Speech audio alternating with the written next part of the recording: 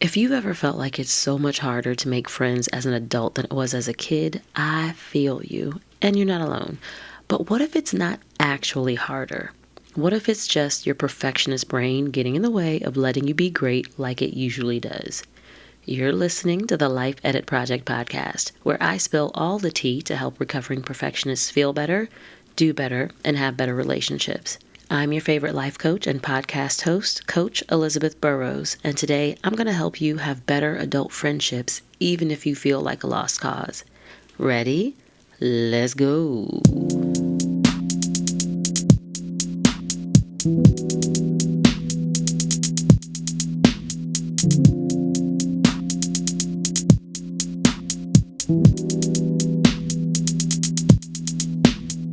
Good day, good people. Welcome back to episode 117 of the show. Listen, whether you're a longtime listener or a new kid on the podcast block, I am glad you're here, and I appreciate you for rocking with me for however long you've been here. Do me a quick favor and hit that subscribe or that follow button wherever you're listening. That way you'll get the new episodes automatically each week, so you'll never miss out on anything. Also, since you're fiddling around over there on Apple Podcasts or Spotify, I wouldn't be mad at you if you went ahead and left me a 5-star rating and review. That is the best way for me to get feedback from you, my lovely listeners, on what you want to hear about and whether or not this show is helpful. And it helps more people find the show more easily. And real talk, the more people I can reach, the more I can do to make the world a better place. And that's what I want for this show. So thanks in advance for your support. All right, let's talk about friendships. Specifically, let's talk about how perfectionism gets in the way of friendships as an adult. And I'll start by saying something that shouldn't be a surprise for you to hear me say, if you've been listening or paying attention at all. As a rule, my philosophy as a coach is that perfectionism is never on your side, even if sometimes it feels like it is. Also, a lot of you in my community consider yourselves to be perfectionists to some extent, or recovering perfectionists, because now that you know better, you're trying to do better. And so you might be able to see how perfectionism is a problem for you at work, or when it comes to organizing your closet, or even to how you try to raise your kids.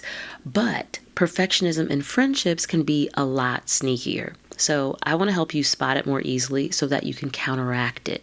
Today, I want to discuss some of the common but subtle ways I've seen perfectionism sabotage friendships. But before I dive in, I want to first acknowledge that not all of these have the same impact.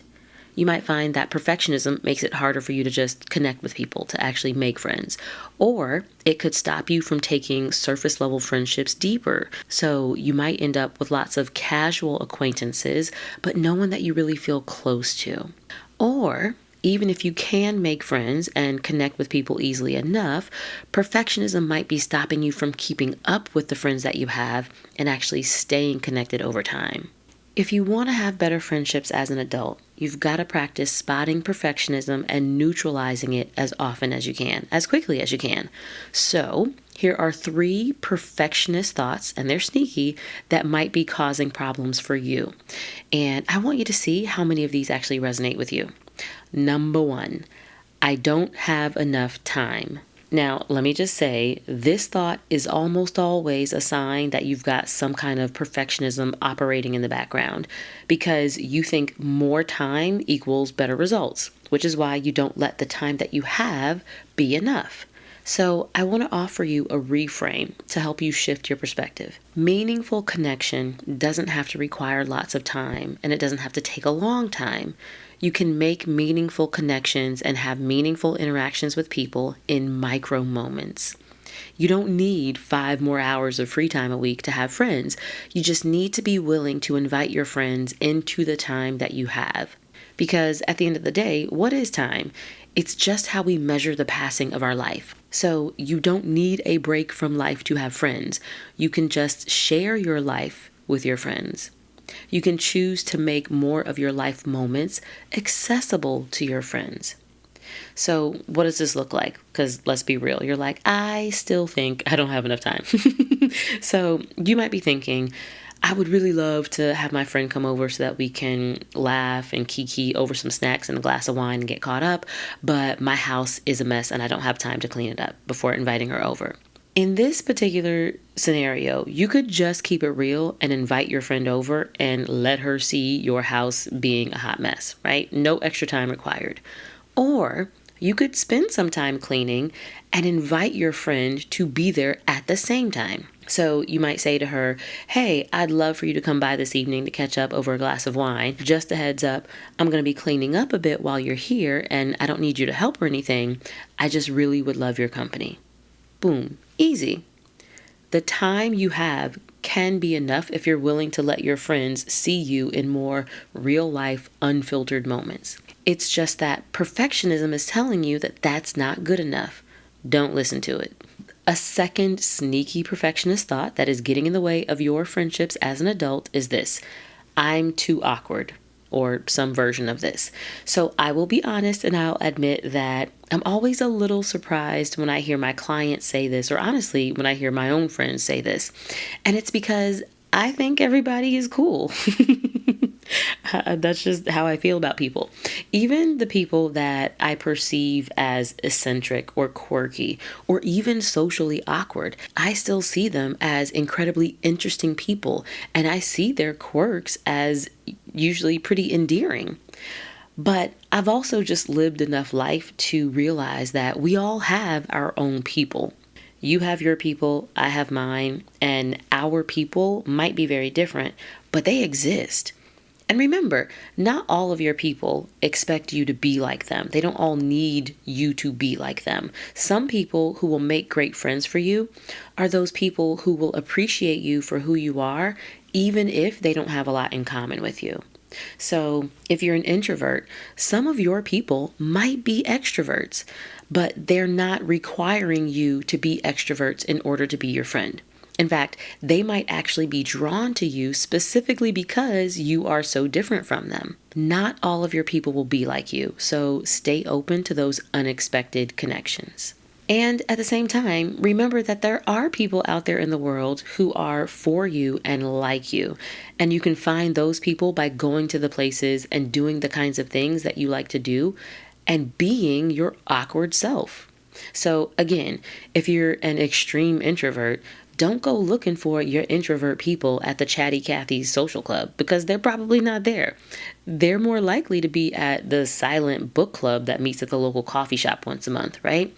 Hiding with their headphones on and reading their book in the presence of other people, but not really talking very much. If those are your people, go be with your people. Go be yourself around other people who are like you, and you will make connections with other people. I promise you, because we all like to be in community with other people who are like us, people who are like-minded. So I promise you're not too awkward to make friends. You've just been listening to the perfectionism, and it's telling you that you need to be someone else in order to make friends. But being inauthentic gets in the way of making meaningful connections. So stop listening to the perfectionism. And number 3, the third perfectionist thought that is getting in the way of you making friends as an adult is this: people cause too much drama. Now, I told you these thoughts were tricky, that they were sneaky. And I'm willing to bet that you are carrying around a specific version of this thought. You might be thinking, having women friends makes too much drama, so I can't be friends with other women. Or you might be thinking, I'm a woman and trying to be friends with guys causes too much drama. Or trying to make friends at work causes too much drama at the job. Blah, blah, blah, blah, blah. If this one feels familiar, I bet you've got a whole truckload of evidence to back it up, so you think it's true, but it's still just a thought. And here's what I want you to know about this one. Drama in friendships is just a sign of a lack of boundaries. I'm going to say that again for the people in the back because you need to hear this. Drama in friendships is just a sign of a lack of boundaries. And the reason we don't set boundaries in our friendships is usually tied to some type of people pleasing, which is caused by, you guessed it, perfectionism. So here's the reframe. Grown-up relationships deserve grown-up boundaries. And the kinds of friendships that you want the most at this big grown age are usually the ones that are based on mutual respect.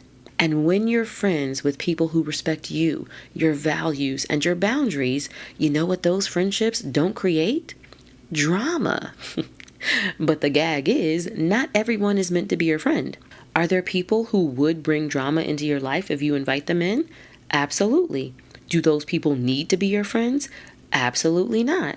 You can say hi to them at the grocery store, or you can chat them up when you run into them at that networking event, but you don't need to go to happy hour with them. You don't need to invite them over to your house, and you don't need to schedule play dates with their kids and your kids or any of that. Just keep it casual and keep it moving, and make space for real friends in your life who actually respect you. You think you need to hang on to the dramatic friendships because you're listening to the perfectionism, which is telling you that you're supposed to be able to be friends with everyone. But that is a perfectionist lie. Stop listening to the perfectionism. Okay, so those are 3 perfectionist thoughts that are blocking your adult friendships, but they're not the only ones. I promise there are more. If you want to get better at spotting perfectionism when it creeps up into your friendships so that you can neutralize it and actually have healthy friendships as an adult, my one-on-one coaching services can help. To get started, visit the link that's in the show notes to book a call with me, and let's talk about how we can work together to stop perfectionism from ruining your friendships. All right, y'all, that's it for today. I will be back in your ears next week with another juicy episode. Until then, peace.